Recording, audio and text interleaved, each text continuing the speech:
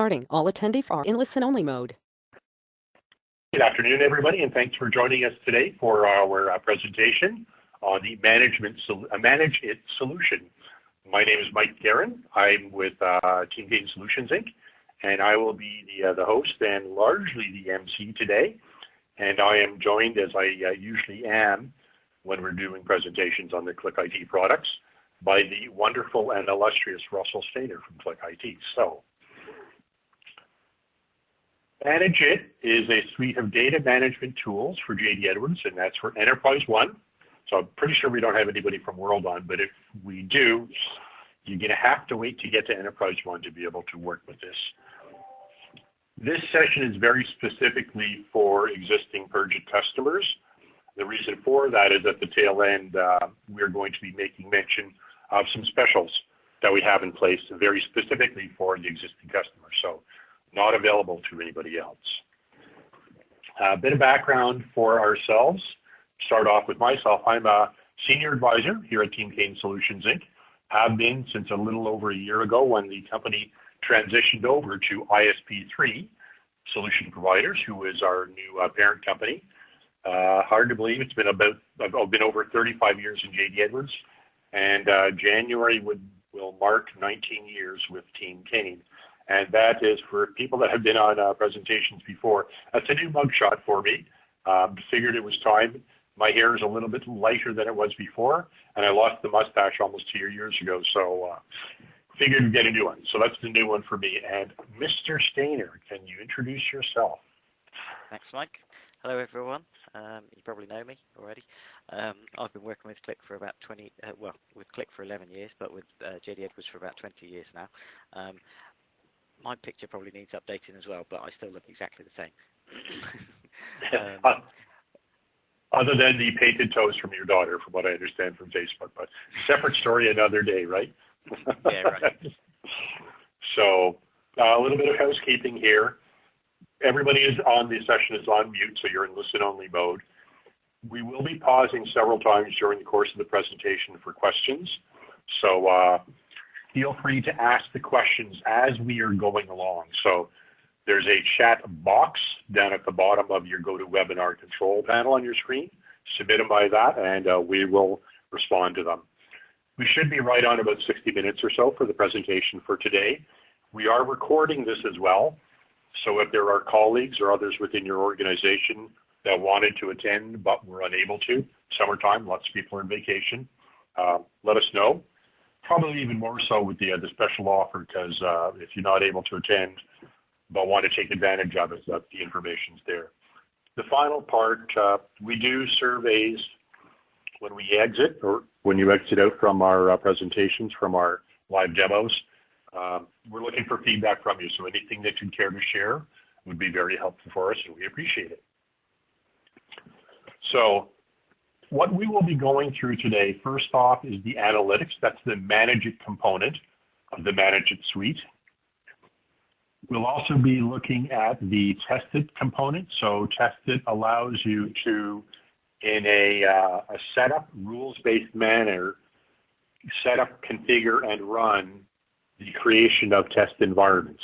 So rather than the normal SQL scripts and death by sucking up time from CNC staff and DBAs, we've got a more flexible approach that is reusable and has got a lot of capabilities built in.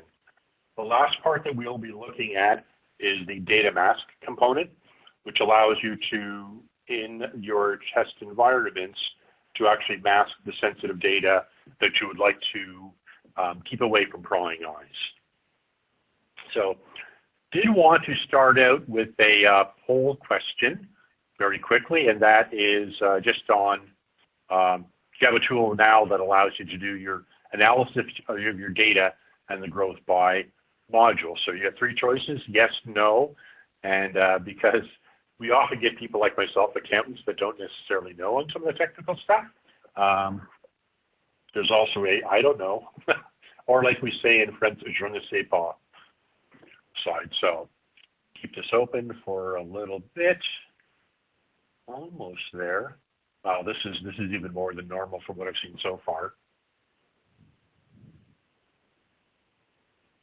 So pretty quick. quick one. So not everybody on voted, but we had 100% saying that they do not have a tool right now. So probably not surprising, Russ. This was the whole idea behind coming up with at least the management part or manage it part of the solution.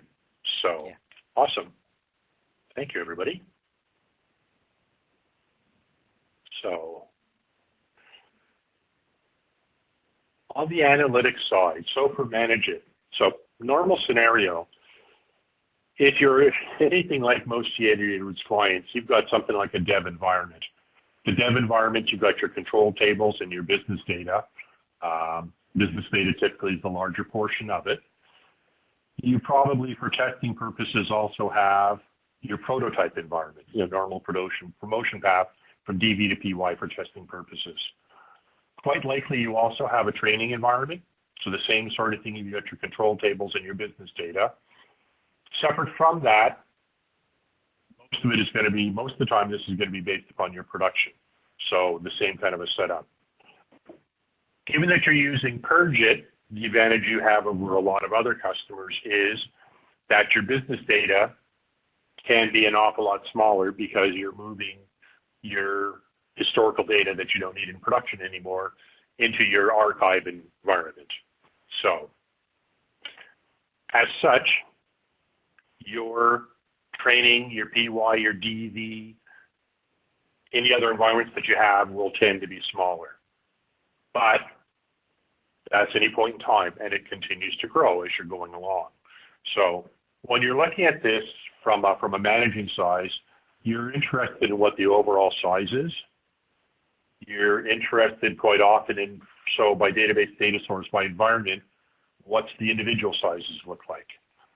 What about down to the table level? Because the table level, certainly when we've done data analysis for clients looking at Purge-it, we can see some pretty intriguing things, shall we say. Notice the air quotes around intriguing when we're looking at the actual table sizes.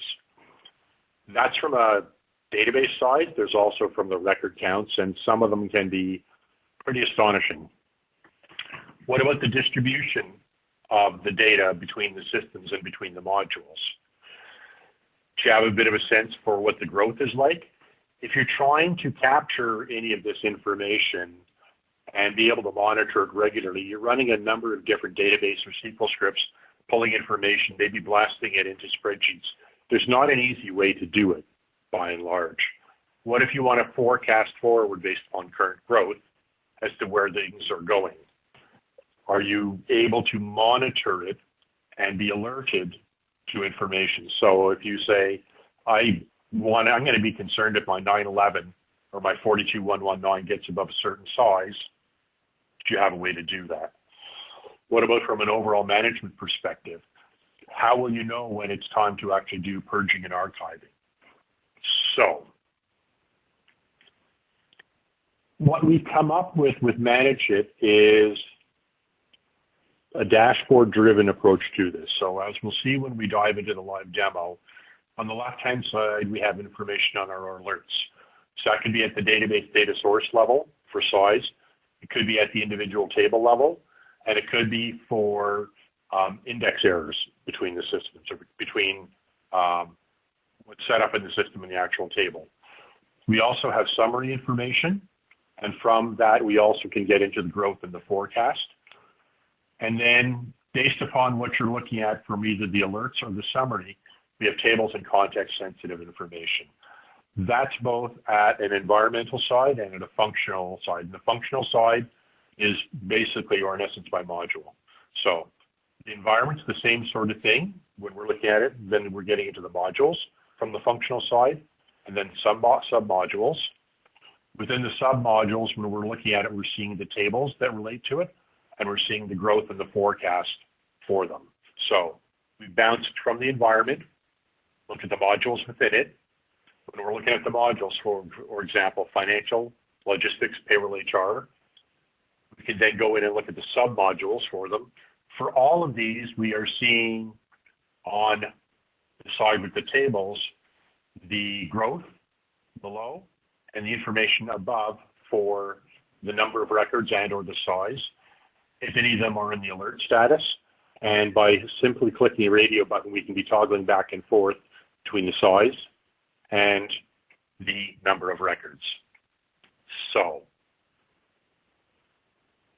enough talking for this point. How about we actually get it and look at it? Now, I'll tell you as well, I've just switched over computers, so I'm hoping that, can you see the J.D. Edwards screen here? Mm-hmm. Yep. Oh, great. So let's just work on maximizing that. So, with the Manage-it suite, we have, sorry, I'm just moving my laptop a little bit closer here. Rather than menus, we have got a single spot that we can get in, a single menu option that you can run from basically FastPath that will allow us to get into the details of the Manage-it suite. So on the left-hand side, we have Manage-it. On the right-hand side, we have Test-it. Test-it also includes the data mask side. Directly on here, we've got some pie charts. So the first one is by a data source. The next is for individual tables, and this is showing you the alerts. Normal kind of stop sign type things are traffic light. Green is good, red is bad. Everything's looking green there, so that's good. Same thing on the Test-it side. What I'm going to do is I'm going to go now into Manage-it directly. So when I come in here, I have got two main components. On the left-hand side, I've got my dashboards. So we've got an environmental dashboard and we've got a functional dashboard. This is what I was alluding to on the slides, talking about the different ways that we can get into it. On the right-hand side, we have our configuration or setup side. So that's giving us the ability to do things like working with the data sources. Odds are you have numerous data sources, database data sources, and some of them you will want to monitor, but not necessarily all of them. Your database data sources will tie to your environments, for example, production, prototype, development, training. So you have the ability to set up that relationship here. For these as well, you can specify whether the data from those sources should actually appear in your dashboards.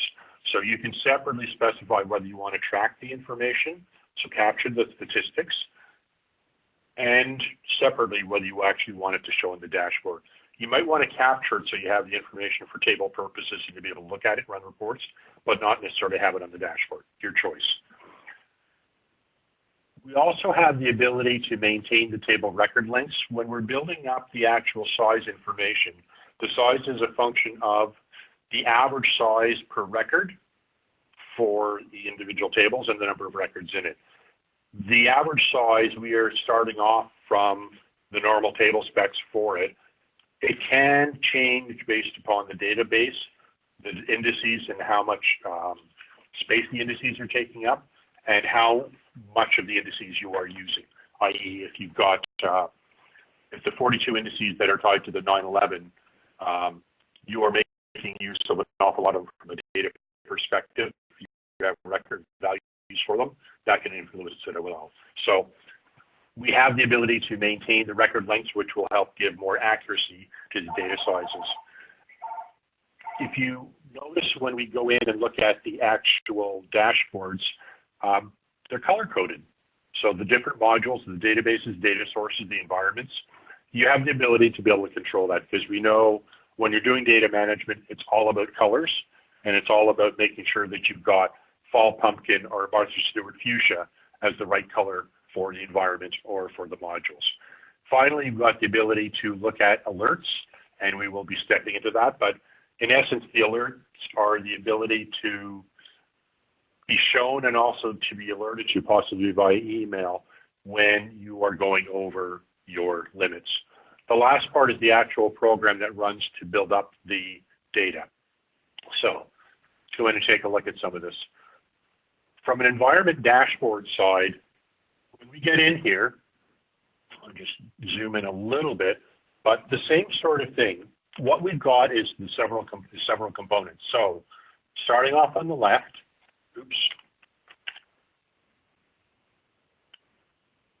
you've got your alerts. In your alerts, you've got your database data source alerts, so it could be for business data and control data. Next, you've got alerts by table. So we can see we've got one for address book. We've got an alert for our AP ledger. We also could have some for the control tables. And the last part is for table versus specs. So if you have added in an index to a table, or you've created a table yourself, it's an F55 one, you've got 27 indices in the specs, but you've only got 25 in the table, you will be alerted to that here. So in the middle of the screen, we have a spot where we can see the summary information. Right now, we're looking at this by environment. We could also look at it by database data source. Right now, we are looking at it by size. We can also look at it by the number of records. So in this case, we are looking at the environment. So we've got our DV, our PD, and our PY. We have the ability here to also scroll through using the back and forward by date, as we're likely building this information up by date. So we can see the trends as we're going through. Bottom portion, right underneath, we have our growth patterns. And you can see, based upon how much data that we've got, we can go back and look at it on a couple of weeks, months, a year, couple of years, 5 years, 10 years, and see the patterns that are there. On the far right-hand side, the top portion gives us information about the individual tables. So, and we'll be walking through this in a bit more detail, but we can see, because we are looking at by environment, by database size, we can see for business data test, we have the largest one being our media object storage. So that's comprising 51% of the data, although it's only 5.5% of the number of records. We can also then go in and look at the database growth forecast. I'm going to step out here for a second, zoom in a little bit, and start to look at some of this detail. So I'm going to look, for example, at my FO101 address book.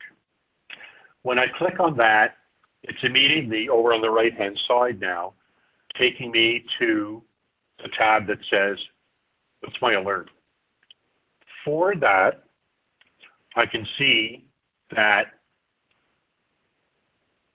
it's 1,611 megabytes and just under 2.9 million records. And I've got an alert set here at a gig. So we can see that that dashed line is where my alert is, and I've definitely gone past that. So I've been alerted here on the left-hand side. This is the alert information on the right-hand side, and it's giving me the size and the number of records. Similarly, I could be looking at the FO411, so the AP ledger. If I go in and look instead by the number of records and go back to my table analysis, you notice this portion here change. PD is now at the top because PD has the most number of records in it. If I then go in and look at my DV,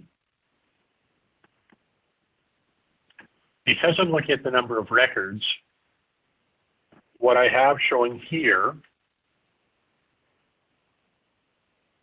is the ones that are top in terms of the number of records. So bottom portion here, again, allows me to look and see what's my growth pattern. So what have I done here? I've gone in and been able to look at, see if I've got any individual alerts. I have set up what those alerts are. I've been able to look at by environment, by data source, the size and or records for each of those. I can explore the growth, explore it over different time series, and look at the details and which ones I should be paying attention to from a records and size. If I click on my alerted table information, or my alert settings, let me just slide over here and zoom in a bit. This is actually showing me what I've got set up. So how I've set up my alerts right now. So I've got my first three here. If I choose the right kind of selection.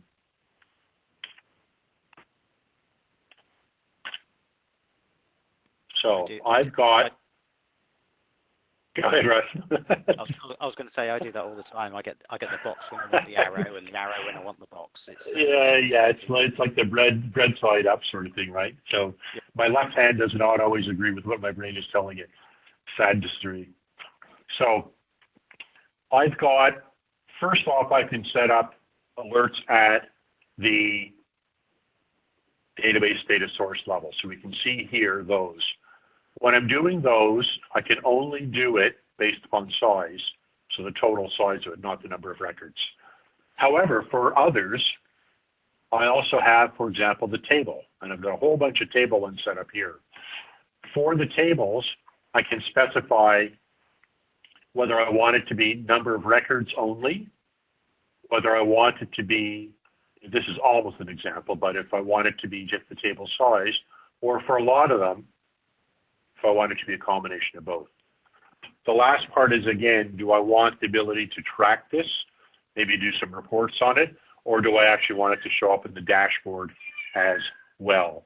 So there's a lot of flexibility in here to let you focus in on, at a high level, your database data source, but then also go down and say, hey, for certain tables, let's get some alerts on them and let's proactively be notified when it looks like I'm getting kind of out of control for this. So I come back over here, I come out, and I'm going to go into the functional dashboard. The concept is very similar here. The difference is the way that I'm looking at it. So this one is more geared towards looking at it from a function side, and a function side, J.D. Edwards terms, being the modules. So zoom out a bit here. So the same kind of thing. If I'm on the left-hand side, I'm seeing first off by environment. Then within that, I'm going to be looking at my modules.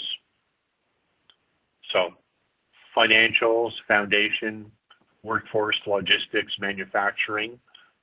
Then within those, the individual products, if you will, the modules themselves. On the right-hand side is context sensitive. Same sort of thing as we were looking at from the environment side. So for individual tables, and then at the bottom, the growth. So by default, I've come in here, I'm starting off in foundation, address book. Up at the top here, because I'm looking at this by database size, my largest size is my Z1, so my Z table for address book. Down here, I can see that this is for the Z1, this is in DV, and this is my growth to this point, and that's the forecast growth coming up. So I'm going to zoom in here a little bit. And I'm going to go from financials. I'm going to say, I want to go to financials. When I do that, you notice the portion below for the sub-module changes. So this is the breakdown by actual module.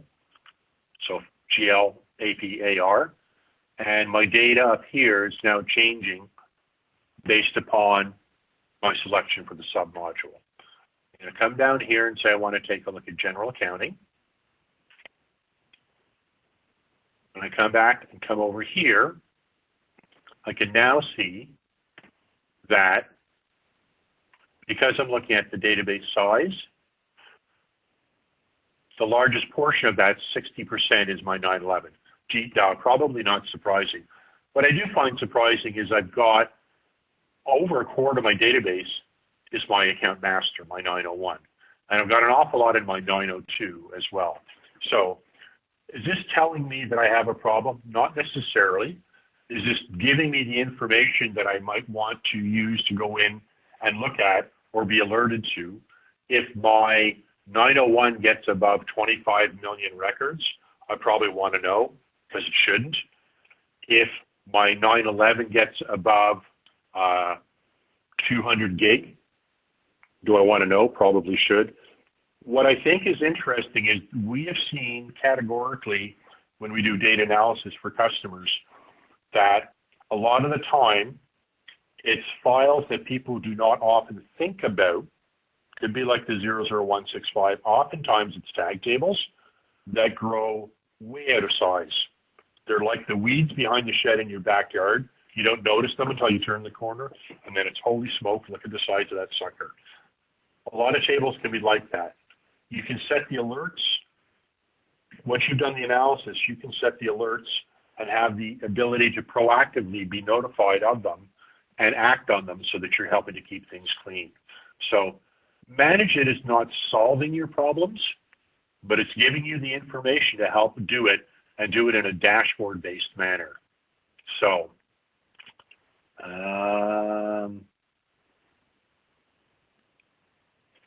the one other interesting thing on this is you have the ability to specify, and that's in the processing options for the actual run statistics job here. One of the processing options is to let you specify the number of records that need to be in a table before it should be considered one worth looking at. To be brutally honest, J.D. Edwards, as you know, has a boatload of tables. Do you want Manage-it to keep track of all of those? Likely not. When I've worked with clients on actually implementing Manage-it, one of my recommendations is to say, probably start it off at something like 10,000 records at a minimum. You might even want to step it up to 100,000 or 250,000. You've got the ability to specify therefore what is considered an important table, one that you want to be notified about at the first level and build statistics on. And then separately from the alerts is, and at what level is it something that you really want to be paying attention to. So hopefully that helps. I think that's it from the Manage-it side. Do we have any questions at this point yet, Russ? Yeah, I got a couple of questions, Mike. Just before I get into that, on that FO901 example that you had there, that could be an indication that you've got a really big chart of accounts template that somebody copies between business units or between jobs, and very little of the actual accounts are being used. So you've got 3 times as many accounts in the system as you have account balances. So that could be a business process thing that you could look at and see if you can optimize. So first question. What release of JD Edwards is Manage-it available from? That is from 9.0. Because of the dashboards, they're all built within Power Forms. That's the Power Forms, right? Yeah. Yeah, which came in at Tools 8.98, and as default, that's the base tools release for 9.0. So 9.0, 9.1, and 9.2, you can have Manage-it on.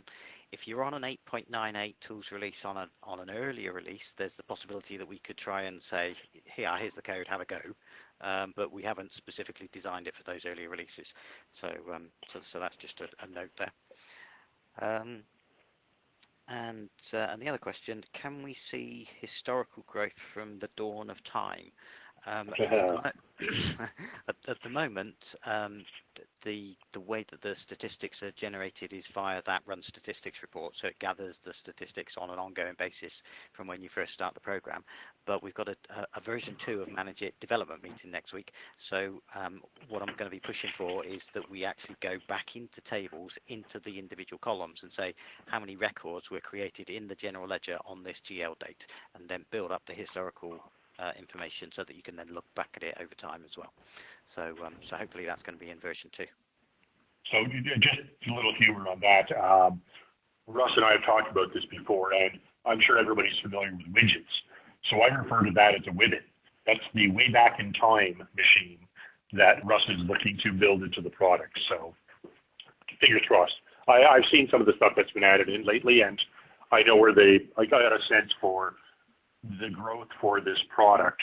And really, a lot of that's going to come from customers that we're working with. I know the training that I did and workthrough that I did about 3 weeks ago for one of our newer clients on Manage It and Test It came up with a number of good ideas, and they have been fed into the design meeting that's coming up. So it was very well received, the feedback, and I know that future releases of the product will include a number of the items that come from folks like you as you put it in. So great thing about working with Click. Any other questions, Mr. Russ? Nope, that's it for the moment. All righty, so let's carry on. So next off is Test It. So same sort of thing, just a quick poll question, if and you don't mind.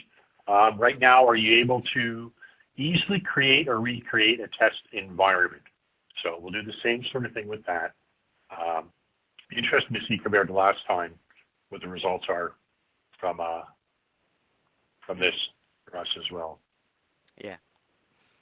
I mean, the way that we looked at Test It when Test It was originally created for World, a long time ago, 15 years ago maybe, was the fact that everything had to be done by a DBA, and it was an all or nothing approach. So what we wanted to do with Test It was to make it easier and quicker to be able to do things at the data level instead of at the database level.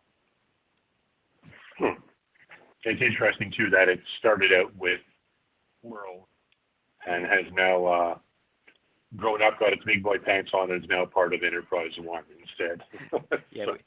We finally got round to doing it. Cool. All right, so not a lot of voting on this one. People might have gone for their coffees or something, who knows? But okay, so that's about a minute. That should be enough. So we had a little under 3/4 vote, and it was pretty close to a 50-50 split. So not surprising to some extent, I guess, because people do tend to. This is something that people tend to need to do on a pretty regular basis. So, all right. So, carrying on then. So, from a tested perspective, we looked at before, so you've got your data DV, you've got it prototyping and training. The scenario is you want to recreate your data because you want to start afresh in training. Typically what that amounts to is blowing away what's there, taking what you've got in your business data from production and sliding it down. And then if you want to do it for PY, the same. And if you want to do it for your DV, same. And typically as well, development environments in particular, and prototype depending upon what you're doing, you have to be kind of careful about what you are bringing down, because the tendency is going to be you're going to clobber things. Developers really aren't happy if you're messing around with the UDCs and some of the other data that they've set up to support what they're doing, or if you've got some heavy-duty testing that's going on in prototype and you're blowing it away. So the issue here when you're getting into the replication is whatever you've got in PD and your growth in it, in a scenario like this, you're replicating it 3 times.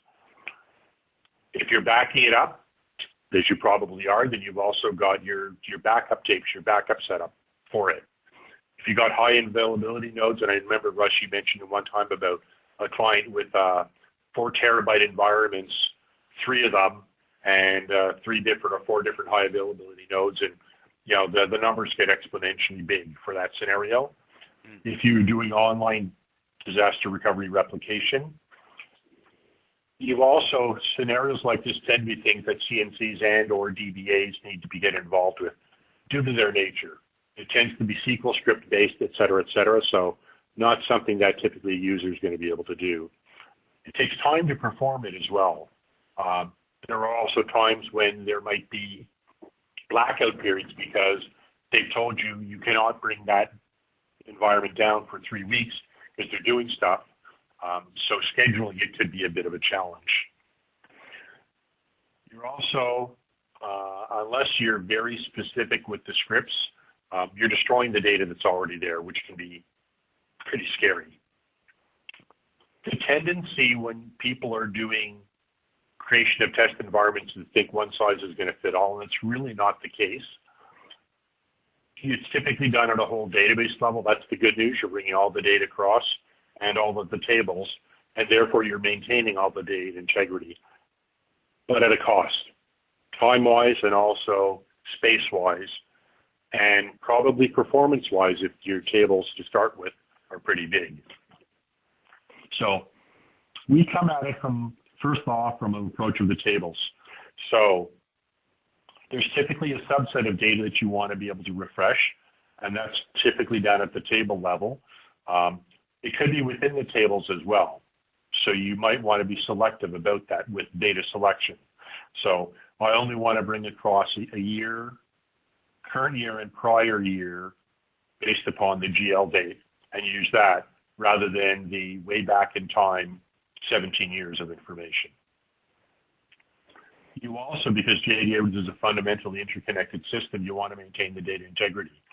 So you'd really want to look at the joins and be able to say, hey, if I'm bringing across sales orders, let's take a look at the header. Let's base everything on the sales order header, and then let's do the joins from that to determine what information from other tables to bring across. How about some actions as well? You might want to just clear the table. We've seen this with work tables and or things like Z or EDI tables where if you're starting off, just clear them to begin with. You might want to look at replacing the data that's there. And if you're going to be replacing it, do you want to replace it based upon a join?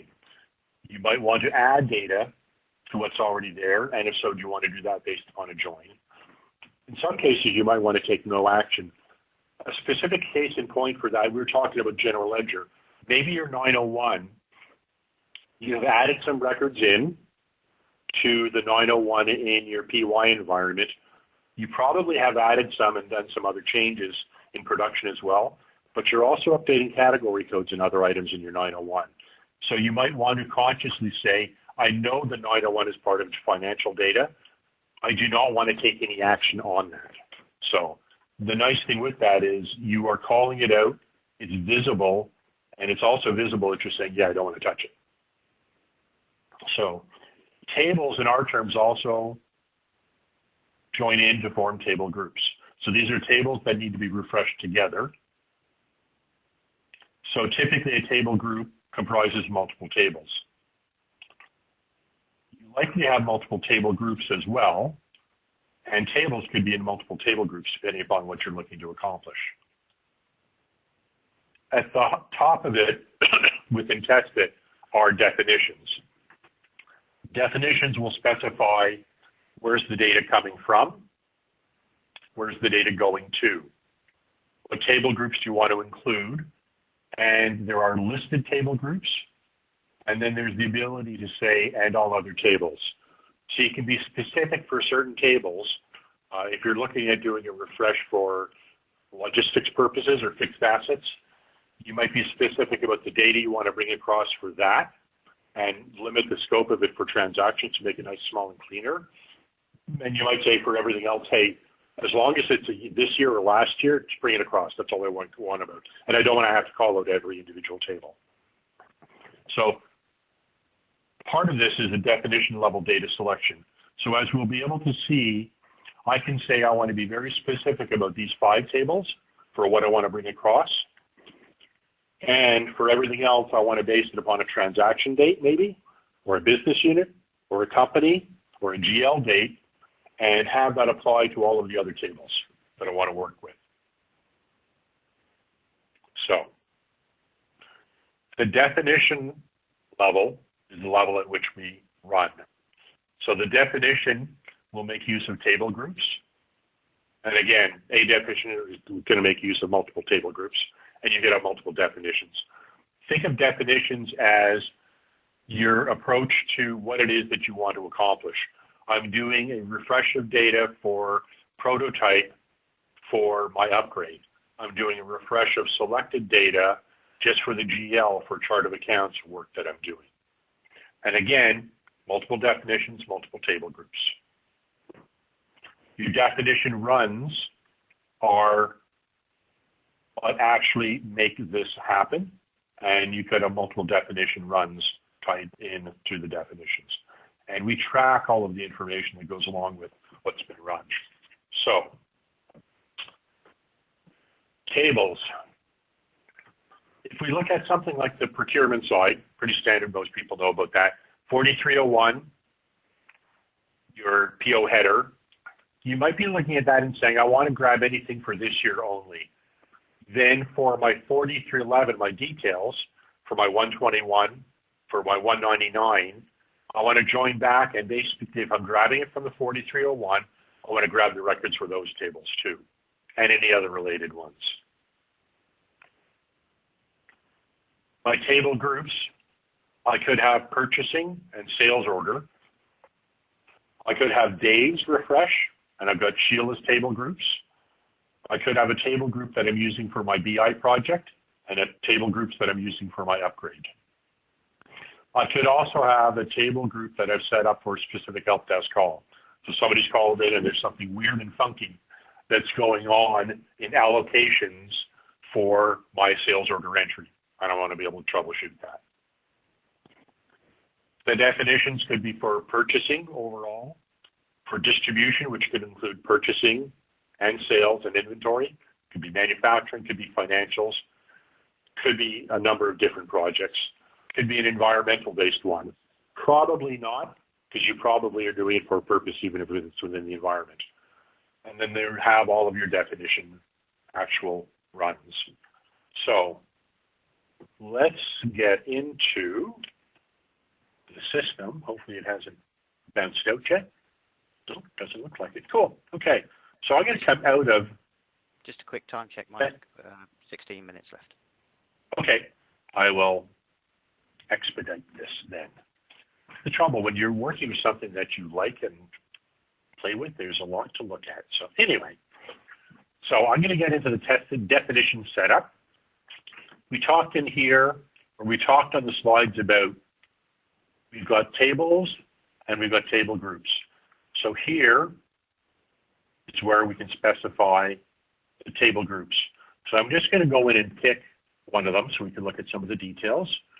So I'm going to look at the purchasing for joins, and I'm going to get into looking at the tables that are part of it. So zoom in here a little bit as well. So a couple of things in here. One, this is a ZJDE, so that's one that we have shipped with it, and a number of them are shipped. So we've done some of the work for you to begin with. Within that, we can see when we're setting these up, we talked about what we want to do. So that's the action code. Do I want to copy and replace the records, which in this case I'm doing for my 4301. The others are join replace.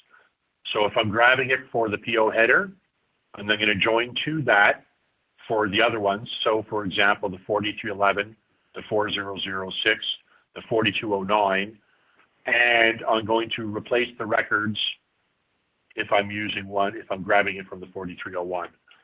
I can also see, do I have any selections set up? And I do for my header. And do I have my join criteria set up yet? So if I go in here, for example, and I'm going to go in and look at my selection criteria because I have set that up. I'm going to zoom in a little bit here. So at the table level, and we'll also see this at the overall definition level, I can go in and say for the 4301, I want to base it upon the transaction date. The transaction date has got to be greater than, and I'm going to give it an actual date. I could also, we have what we call date offsets. So look at the date offsets here. This is one that I've added in the very top. The others are shipped with it. So Z 1 year, so it's 1 year ago, 6 months ago, end of last year, start of the last financial year. And it's resolving to an individual date, as we can see here. So you can add your own in as well. So What this allows you to do is say, if I'm doing this, it doesn't matter where I am. If I want to go back and grab whatever the start of the last fiscal year is, I can set up an offset to do that. I set it up once and it's a set and forget. If I've got multiple selections in here, it knows enough to know if it's a numeric field, it'll prompt you to provide a numeric value. If it's a date field, it'll prompt you to either use an offset or to give it an actual date. So, and the join criteria, the same kind of concept. I'm going to go in, if I look at my join table criteria, because this is the 4006 to the 4301, document number, document type, document company, pretty standard type stuff. If I'm not sure, I can actually load the index with a row option for it. Pick the one that I want to use and call it up and pull it in. So definitely working on things in there to make it easier for you. The table groups then, zoom back out, you can see we are over here in the table groups. So there's a number of them that are shipped with it. We can set up the criteria for them, which tables are in it. On the left-hand side, we have the actual definitions. So for the definitions, I can look at the table groups that are part of it. I can look at the definition criteria, and I can look at the tables that are using the definitions. What I'm going to do is I'm going to start off by looking at the definitions for it. This looks very similar to what we were just looking at when we were looking at the table, the definitions. The difference here is this is at a high level. If you notice, this is not, this is using the generic. If you use the J.D. Edwards, the data dictionary level one. So the DGJ or the DICJ, so the general journal date or the transaction date or the fiscal year. You've got the same offsets here. Think of it in this term. When I'm setting up my definition, so I want to refresh my logistics information for my procurement test that I'm going to do, put in requisition entry. I can set up at a high level and say, rather than define it for every single table, I just want to say I want transactions in the last year and a half only. It could be 18 months or it could be start of last fiscal year. So I'm going to go in and set this up at the definition level and then just specify which tables I want to be able to use it. So I can also, so go back into our finance one here. I can also, when I've done that, then I can go in and say, for the GL date or for the fiscal year, the GL date again, it knows based upon the tables that I've established or linked to this definition run, which ones are making use of that column type. So that selection. And I can simply toggle on or off whether I want it to be used. It's also telling me currently where I'm going to, how many records do I have, and if I've done a run and it's been able to capture it from before, it's showing me what my from was. So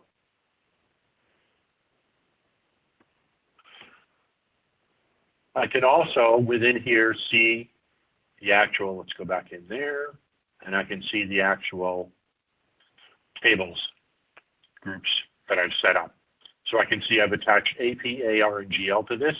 AP has 4 tables, 5 there and 3 there. If I want to know what's in them, I can go directly from here into maintaining my table group. So high level, what are we trying to do here? We're trying to provide the ability to let you go in and say, I want to group tables that I want to work with, set some criteria for them, and assign them to a group of tables. I want to then be able to assemble those groups of tables into a definition that will allow me to populate my test system. If I've actually done a run, so I'm going to select one where I've done a run here, down at the bottom, I can see it was my run number 18. I can see when it started and ended, the number of table groups and the number of tables that were affected. shows me whether I had, green is good, red is black, that looked all good. If it's run, what was my data selection at the high level for it? And what are the table groups and tables that were affected? And was there definition data applied for it? And was there table selection applied to it? So I've gone in, I've been able to determine what tables I want to work with, be able to group them to set selection criteria as I desired, assemble those into the definitions that I want to be able to work with, and if I've run them, be able to see the results down below. So if I want to run these, I just come in here and I've got my data copy run. I can also review the definitions that have been run and drill down into the details with my definition runs. This provides a bit more detail than we saw on the previous screen. So I can see, for example, here's all of the tables that were part of this run here. That was my demo run. I can see what action was taken. Was there data selection? Was there joins? And what was the criteria? What was the status? How many were created? Were there any failures? When did it start? What date and time? And when did it end? Date and time. And if I don't want to see the join tables, I can just turn that off.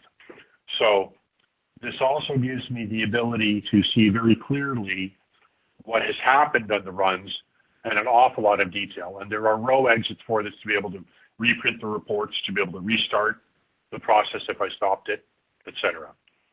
So I think that's it for the tested side, Russ. Get into the last little bit, including data mask, but are there any questions to this point? Just a couple of quick ones, yeah. Which environment would you run it in? Well, what we've said in the documentation is you can run it in any non-prod environment, and the reason for that is that there are table triggers associated with some of the tables, and even though we turn them off as a belt and braces safety measure, if one of those ever fired, then it would operate on the table in the environment that you signed into. So we say run it in non-prod environments. So that's that one. And then the other question, are there any limits on what you can copy, and can you use it to refresh a whole environment? You can use it to refresh environments, but if you wanted to refresh the whole thing, like you currently do, you lift and shift the whole of production, that's going to be the most effective way of doing it, the way that you do it now at the database level. If you the way to refresh a whole environment within Test-it is to then subset the data and say, okay, I just want this year's worth of GL data and this year's worth of sales and purchasing data and things like that, and set it up so that you can refresh all the tables, but only the subset of the data that you want to. That way, it will be a lot quicker and also a lot more appropriate. It'll only give you the data down in the test environments that you actually need to have. Okay, any other questions? No, that's it. Awesome. Okay, so home stretch, data mask. Yeah. So I'm just playing with my cursor here. That's right. I've got another question coming. Sorry. What releases of JDE does Test-it run against? That's the same as before. So that's Test-it is on Test-it is part of Manage-it, so it's 9.0, 9.1, and 9.2. But if you were running an AS400, then the other version, the original version of Test-it, can work on any JD Edwards release, I think. Okay, cool. Thanks, Russ. That's right. So quickly on data mask, we're seeing an awful lot of concerns about data privacy these days. There's GDPR in the UK. There's on a country and or state province side, we see an awful lot of that across the pond in North America as well. Quite often there's company policy. We've had customers that have approached us for this specifically because they have a number of third-party contractors and they want to be able to mask certain data. The idea behind data mask is not necessarily for production. If you're looking at doing at-rest data masking, there's Ephemeral Cube, I think, has one that provides that ability. What we are looking at with the data mask product is actually updating the data at the database level, so within the tables, and doing that for things like a training or a prototype or a development type environment. So could be things like addresses, could be salary information from a payroll side, could be bank account information in payroll or an accounts payable side. The operation will allow you to work at any table, any column. It gives you three specific options. You can clear the value, you can set it to a specific value, or you can set it to a random value.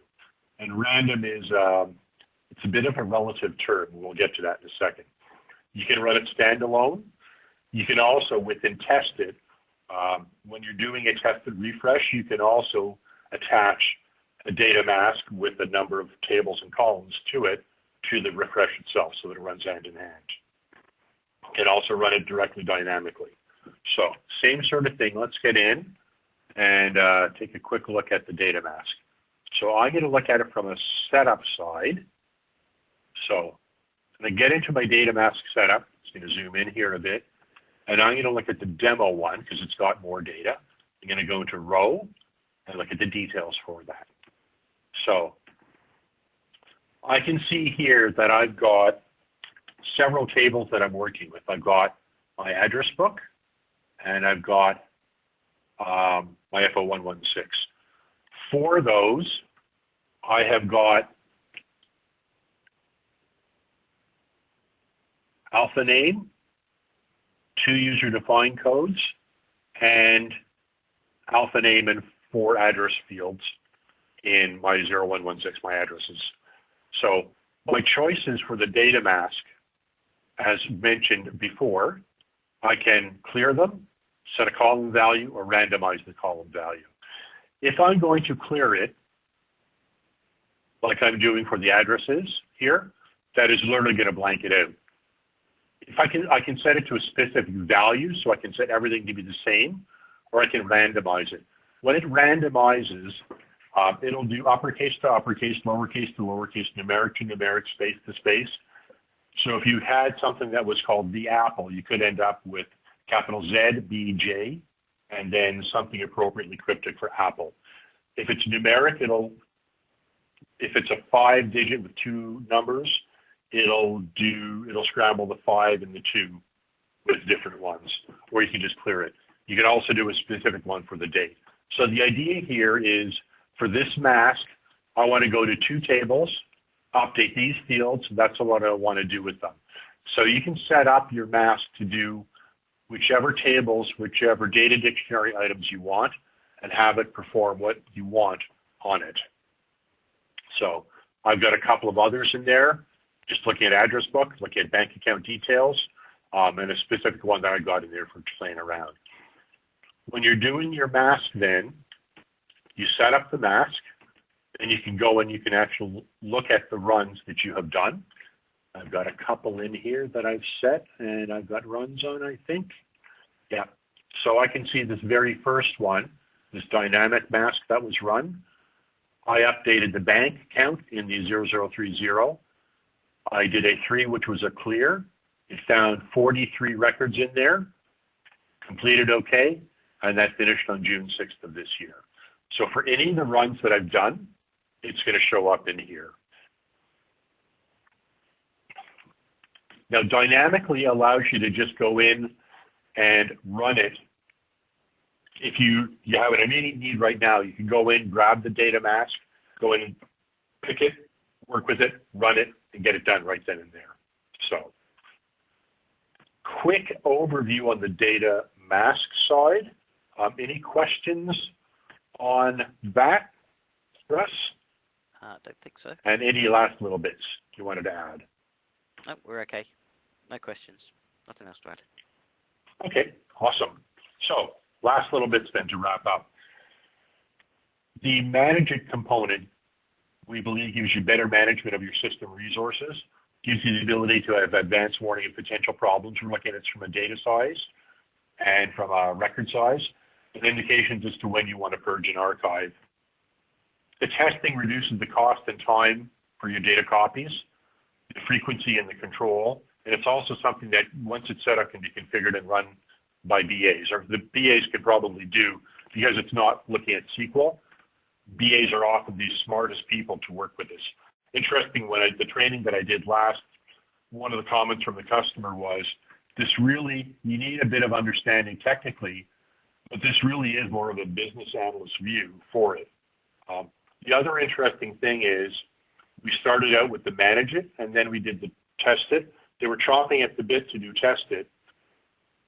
The perspective of seeing the information available within manage it really helped them to understand that that's going to drive where you need to look to get your efficiencies for the data copies that you're going to do within test it. So mask it, prevention of your personal data, reducing the risk of litigation, and the integration with test it, which is kind of nice. So pricing. I love this part. This is I've been in JD Edwards forever, like you know. Boy, this is about as difficult as you can possibly get. Big thing in here, we actually, Russ and I talked about this, and we thought, well, is there a way that we can make this more difficult? And we thought, but why bother? Kudos to Click. This is the price per instance per year. So if you're running a single instance like 9.2 JD Edwards and you're in US or Canada, it's 4,000 USD per year for everything that you've seen. There's installation and training on top of that, but that's it, folks. That's what you pay each year. As the functionality gets added in, it will be added into it. We are discussing where things will be with the version 2. I know, Russ, there's discussions on what will be added into that. That'll be coming out later this year, I think. So discussions on that. But so for our base customers, here's what we have to offer. Typically, the installation and the technical configuration is about a 4-hour task. So about a $780 value. If you sign up by August 31st, we will do that at no charge. The actual training is typically about 4 hours, breaks out into about 2 hours for managing because we cover off a lot of concepts that are also applicable for tested, then about 2 hours for tested and for data mask. We'll do that for 2 hours. We'll also lock in the price, the current price plus consumer price increases for 3 years. We do expect that as we add features in going forward, the price will go up somewhat. So we'll lock this in, and for customers that sign up within this time frame, as we add new features in, we will guarantee that there will be no additional charge for you for 3 years. So we had, when we did a webinar on this, and we actually checked with the client afterwards that we knew quite well and asked them what they thought, and we said, if we had mentioned the price, what would you have expected it to be? The comment back was, I figured it was probably in the $10,000 a year range. So most people tend to be pleasantly surprised by the $4,000 US pricing. So part of the reason for mentioning is to get that up front. We don't want people to be scared. We also, again, kudos to Click.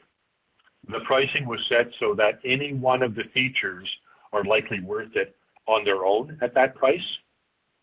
And the combination of the three we figured should be pretty unbeatable. So we wanted to make it as much as possible a no-brainer for people. So hopefully you will see it as such. Any other questions?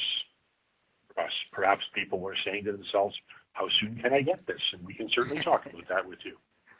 Yeah, no other specific questions. I think we answered them all so far. They're probably sat back going, oh yeah, this is wonderful.